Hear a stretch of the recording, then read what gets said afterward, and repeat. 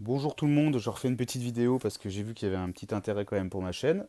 Et comme je vous avais prévenu, je ferai quelques vidéos et j'en ferai plus si on me pose des questions, c'est le cas.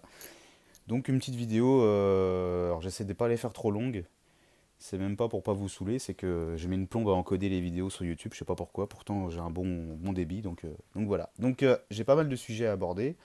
On m'avait demandé de préciser éventuellement certaines options sur les couteaux. Il n'y a pas de problème, je vais pas les faire maintenant parce que là j'ai sorti quelques petits couteaux et ça serait un peu long. Mais à la limite, dans les commentaires, précisez-moi ce que vous voulez voir. Là, dernièrement, j'ai racheté pas mal de couteaux encore, évidemment. Mais je me suis chopé un petit lot de Wenger. Donc maintenant, j'ai des Wenger dans la collection. C'est pas que du Victorinox. Il y a un peu de tout. Voilà. J'ai des beaux Wenger. Donc je peux en parler si vous voulez, faire les comparatifs. Voilà. Et en fait, je suis pas cadré, mais voilà. J'ai du Wenger un peu partout. Du Victorinox. Mais bon, donc, premier sujet, je voulais. Mon gamin qui est à côté me demande de montrer celui-là, voilà. Celui-là, voilà.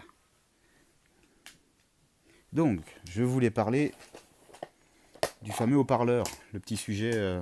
Donc ça, c'est mon matos, mes pièces détachées, mes prototypes, mes couteaux à restaurer, un peu de tout. Le fameux tire-bouchon. Alors, j'ai pas celui du collègue, on va dire, qui m'a dit qu'il était inversé. Celui-ci est normal. Ce que je voulais expliquer, c'était que monté à l'envers, j'y ai pensé moi sur un couteau, mais s'il était monté à l'envers, le tire-bouchon, on n'aurait pas un sens inversé, un sens de gaucher, parce que si je le mets comme ça sur le couteau, on voit que la spirale part à droite. Si je le mets à l'envers, la spirale, la spirale est toujours dans le même sens. Lui, c'est vraiment que le crochet attaque par la gauche. Elle est vraiment inversée, donc là, je peux le mettre dans tous les sens que je veux, la spirale sera toujours dans le même sens. C'est ça que je veux dire. C'est assez chaud, mais donc c'est vraiment un tire-bouchon, ouais, on pourrait croire de gaucher, mais j'ai encore pas trouvé de sujet. Donc pareil, hein, si un jour vous voulez des infos là-dessus, sur mes petites techniques, mes petites bidouilles, on pourra en parler. Là, j'avais dit que je ferais une petite vidéo sur les étuis. Alors, je vais vous montrer un des tout premiers étuis que j'ai fait, qui n'était pas pour un Suisse, mais pour le premier couteau que j'ai fabriqué avec un copain. J'ai forgé un couteau dans un barbecue. Je prends un petit coup en même temps. Donc, c'est moche, c'est super moche. Voilà, ça, c'est mon premier étui, on va dire. C'est dégueu. Je savais même pas comment on mettait un rivet. C'est horrible, ça boursoufle, on dirait des tétons. Mais ouais, vous allez voir la différence. Et voilà ma première lame qu'on a forgée avec un copain. Bon, qui est bien pour les médiévales, ça m'éclate. Que la police municipale arrive à me bloquer à l'entrée alors que ça couperait du beurre, quoi. Bref, donc ça c'est un premier étui qui est fait en cuir quand même, hein, mais c'est vraiment laid. C'est horrible. Ensuite j'ai évolué vers ce genre d'étui, qui est très moche aussi. Donc là j'ai copié en fait le Victorinox.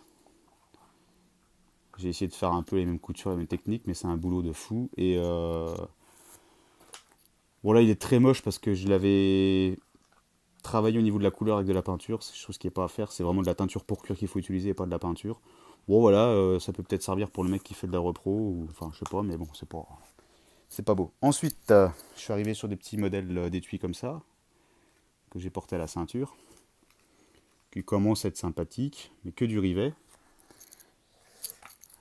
Ça c'est un essai raté à cause du cuir qui est de la croûte et qui a fait un rendu dégueu. Voilà, là c'est l'étui de couteau pour mon gamin. Donc là, je l'avais fait avant de bien connaître les techniques de couture. Donc on voit que ma couture est pas droite. J'ai écrit son prénom. Et voilà. Et oui, je vais expliquer. Ça, c'est le premier couteau de mon gamin. J'avais déjà fait la vidéo dessus, donc je ne vous le remontre pas. En plastique. Et ça, quand il sera en âge d'utiliser un couteau normal, il aura le My First avec bourron d'origine. Donc c'est pour ça que je vais fabriquer son premier étui en cuir avec le passe en ceinture. Donc là, c'est du cuir qui est trempé dans l'eau, qui est, on va dire, pressé, jusqu'à ce qu'il sèche, qu'il donne la forme.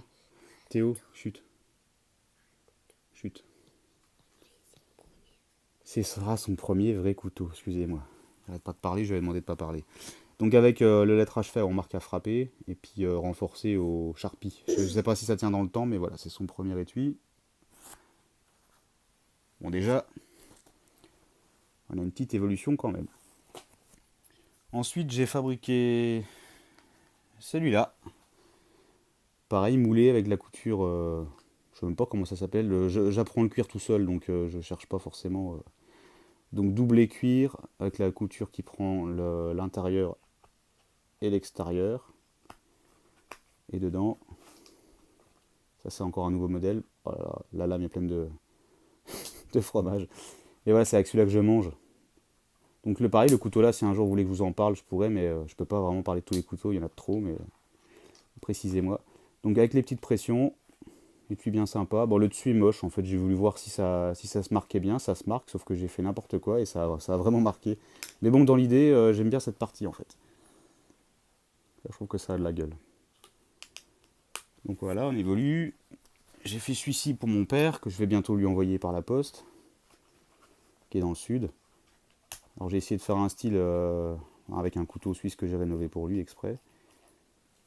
J'ai essayé de faire un style un peu différent. Donc celui-ci c'est le même cuir que celui-là. Mais vraiment celui-là il est teinté avec de la vraie teinture pour cuir quoi. Donc faut aimer. Faut aimer mais voilà, c'est encore un nouvel étui. Celui-ci, puis c'est le dernier que je montrerai. Je me suis fait plaisir, je me suis acheté un mini champ Alox. Parce que j'en voulais un. Et donc là je me suis fait un petit étui que j'ai marqué parce que je l'ai mis dans la poche avant qu'il soit sec. Donc c'est ce qu'il faut surtout pas faire, ça fait des marques. Et je me suis fait un petit étui pour mon mini champ qui a vraiment de la bouille et que j'ai pas envie d'abîmer du tout quoi. Voilà, avec l'enlève l'attache rapide, comme ça je peux l'enlever des clés facilement. Voilà. Petit tour de la propriété. Rapide. Depuis les dernières vidéos, il y a les Wenger que vous n'avez pas connus. Un ou deux étuis. Ça j'aimais pas parce que j'avais pas la. C'est le premier que j'avais avec le scratch. Je l'ai modifié en pression. Du coup maintenant ça devient un étui comme celui-ci.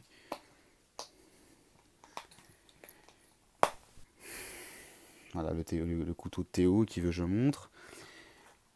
Ça c'est pas du Victorinox mais il fait bien le boulot pour les angliers. La Lox de base. Super fin que j'ai trouvé d'occasion. Enfin ça je vous ai montré le reste. Donc là vous regardez les couteaux, vous me dites ce que vous voulez que je vous montre, que j'explique. Ça c'est un Wenger que j'ai récupéré pareil dans un lot d'occasion, il était cassé. À une main c'est chaud. Bon, on va se le coincer dans les genoux et on va se couper une bourse. Non, on va essayer de garder ses. Ah, j'arrive pas. Voilà, le grand professionnel qui vous met un écran noir. Voilà, ça c'est un couteau que j'ai récupéré dans un lot, la lame était cassée. Mais pété net comme ça. Et c'est un Wenger, hein, et je me suis amusé à refaire une lame qui a une drôle de tête en fait, mais du coup qui est une lame de rasoir, hein, j'arrive à me raser les poils des bras avec. Mais qui a une lame verrouillable. Là on a le lock, donc à la cran d'arrêt celle-là on peut dire. Voilà, donc un exemple, hein, vous me demandez de vous expliquer ce que vous voulez, et puis voilà. Bon, la vidéo est faite à l'arrache, j'ai décidé de la faire tout de suite en rentrant du boulot, j'ai rien préparé. Elle fait 9 minutes, je vais mettre 2 heures à la mettre en ligne, mais n'hésitez pas à mettre des commentaires si vous voulez que je revienne sur d'autres vidéos. Voilà, à bientôt, ciao.